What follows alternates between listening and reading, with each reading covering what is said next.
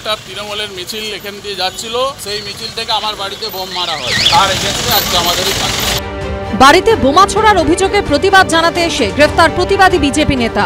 ঘটনার সূত্রপাত বৃহস্পতিবার সন্ধ্যায় মেদিনীপুরের বার্জটাউন এলাকায় বিজয় মিছিল বের করে তৃণমূল। বিজেপির অভিযোগ, মিছিল থেকে দলের জেলা সাধারণ সম্পাদক শুভজিৎ রায়ের বাড়ি লক্ষ্য করে বোমা ছোড়া হয়। প্রতিবাদে শুক্রবার সকাল থেকে মেদিনীপুরের কেরানীটোলা থেকে কালেক্টরেট মোড় যাওয়ার রাস্তা অবরোধ করে বিক্ষোভ দেখান বিজেপির নেতা কর্মীরা। সেখানে ছিলেন অভিযোগকারী বিজেপি নেতাও।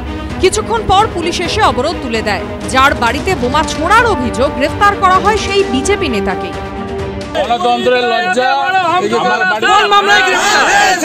কিসের জন্য গ্রেফতার জানি না, পুলিশ কিসের জন্য গ্রেফতার করেছে। কারো বিরুদ্ধে যদি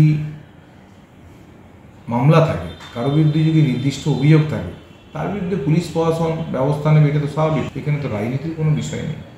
এই মিছিল থেকে হামলা হয়েছে, বোমা মারা হয়েছে, এরকম কোনো ঘটনা কি ঘটেছে? যদি এই ধরনের কোনো ঘটনা থাকে, নির্দিষ্টভাবে যারা যারা করেছে তাদের বিরুদ্ধে অভিযোগ করুক, তাদের বিরুদ্ধে পুলিশ প্রশাসন যা ব্যবস্থা নেবে। তৃণমূল কংগ্রেস এই বিষয়ে কোনো হস্তক্ষেপ। পুলিশ সূত্রে খবর, পুরনো একটি মামলায় বেশ কিছুদিন ধরেই ফেরার ছিলেন বিজেপি নেতা। সেই মামলায় তাকে গ্রেফতার করা হয়। সৌমেন চক্রবর্তীর রিপোর্ট, এবিপি আনন্দ, পশ্চিম মেদিনীপুর।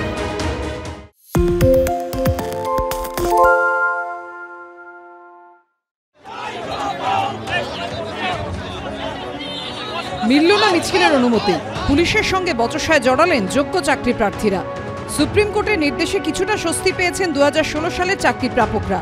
16 জুলাই পর্যন্ত চাকরি বহাল রয়েছে 25,753 জনের।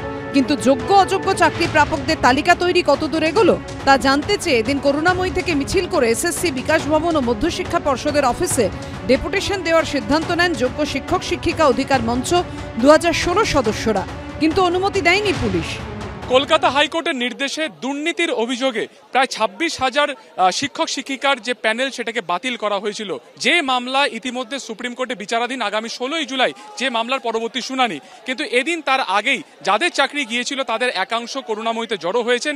কিন্তু তাদের এই র্যালির অনুমতি যেহেতু পুলিশের তরফে দেওয়া হয়নি, সেই কারণে কিন্তু করুণাময়ীর থেকে কয়েক ফুট দূরে তাদেরকে একেবারে আটকে দেওয়া হয়েছে। দেখা যাচ্ছে পুলিশের ব্যারিকেড এখানে রয়েছে। এসএসসি কে বলতে চাইছি যে আপনারা কিভাবে কাজগুলো করছেন, বা আমরা যে যোগ্য, আমরা যেন কোনোভাবে বঞ্চিত না হতে পারি, সেটা আপনাদের কিভাবে কাজ করছেন আমরা তার জন্য ডেপুটেশন দিতে চাইছি। বিচারাধীন বিষয়, সেটা এসএসসি কে মহামান্য সুপ্রিম কোর্ট যেটা বলেছে যে সেগ্রিগেশনটা আপনারা করুন। 16 জুলাইয়ের আগে আমরা একবার কেন বারবার ডেপুটেশন দিতে চাই যে এসএসসি কিভাবে কাজ করছেন, বা আমাদের সেটাকে বলুন, আমরা একটু মনের দিক থেকে শান্তি পাই। এখানে আটকে দিয়েছে, আমরা যদি পারি এই আটকানো বন্ধ রেখে আমরা ঠেলে বেরিয়ে যাব। যদি সেটা না পারি, আমরা এখানে এই রোড ব্লক করে বসে পড়ব। এবং আমাদের ডেপুটেশন যতক্ষণ না কমপ্লিট হবে, 3টে জায়গায় আমাদের টিম গিয়ে, এবং সদর্থক ভূমিকা তারা যতক্ষণ না নেবে, আমরা ততক্ষণ এখান থেকে উঠব না। পুলিশের কথা যেটা, যে 144 ধারা আছে, তারা মিছিলে পারমিশনটা দেবেন না, তারা এখানেই আটকে দেবেন। এবং তারা বলছেন যদি এটা ভায়োলেট করা হয়, আমরা নন বেলেবল অফেন্সে কেস দেব। কলকাতা হাইকোর্ট 2016 সালে স্কুলের চাকরি পাওয়া 25,753 জনের চাকরি বাতিল করলেও 16 জুলাই পর্যন্ত সবার চাকরি বহাল রেখেছে সুপ্রিম কোর্ট।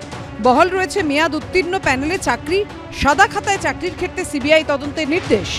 গত মাসে সুপ্রিম কোর্টে এসএসসি জানিয়েছে যাদের চাকরি বাতিল হয়েছে তার মধ্যে 19,000 যোগ্য। যোগ্য অযোগ্যদের বিভাজন করা সম্ভব? যোগ্যদের চাকরি ফিরিয়ে দেওয়া নিয়ে রাজ্য শিক্ষা দপ্তর কী পদক্ষেপ গ্রহণ করেছে তা জানতেই এদিন ডেপুটেশন দেওয়ার পরিকল্পনা করে যোগ্য প্রার্থীদের একাংশ। 16 জুলাই সুপ্রিম কোর্টে নিয়োগ দুর্নীতি মামলার পরবর্তী শুনানি। সুকান্ত মুখোপাধ্যায় রিপোর্ট, এবিপি আনন্দ, কলকাতা।